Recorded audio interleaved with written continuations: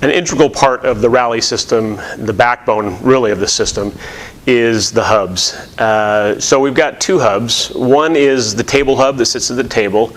It's where the microphones connect. If you have the compute for the meeting at the table, it's going to connect there as well. The second hub is the display hub, and that sits up near the TV or the displays. And then there's just a single Cat6 cable between the two hubs. So really it's the connection point for all of the elements of the Rally system. So here in my mock-up conference room, at the meeting table is where I have the table hub. And again, I've got my meeting room computer at the table, so I've got it connected into the table hub, both USB and HDMI. So again, it has HDMI pass-through from the table up to the table display hub. Microphone connection, and then of course power. Now typically what's going to happen is this going to be mounted, under the table or something like that out of the way. The display hub is going to be the connection point for the speakers, the camera, and the output for HDMI into the displays. Now, typically what's going to happen is this is going to be mounted up behind the display, so it's not going to be visible to anybody in the room. Nice, clean installation. So if you imagine this is my conference room, I've got my conference table here, display, camera, speakers up here. And so what I've got, all the connections, I've got my meeting room computer, the microphones, power connected to the table hub, then just a single Cat6 cable that runs between the table hub and the display hub. The display hub is where I've got the speakers and the camera and the television connected.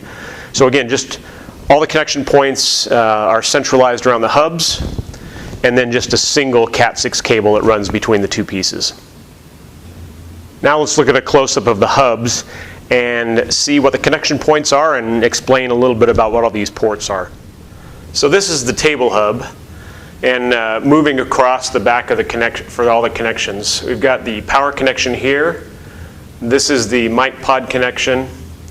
This is an RJ45 connection for Ethernet. This is going to be enabled in the future to allow firmware updates, analytics, etc. At launch, this won't be active, but will be enabled by software in the future. This RJ45 connection is where you connect it to the display hub. You've got your two HDMI inputs, and again, Rally is able to take two HDMI streams from the table and take them up to two displays.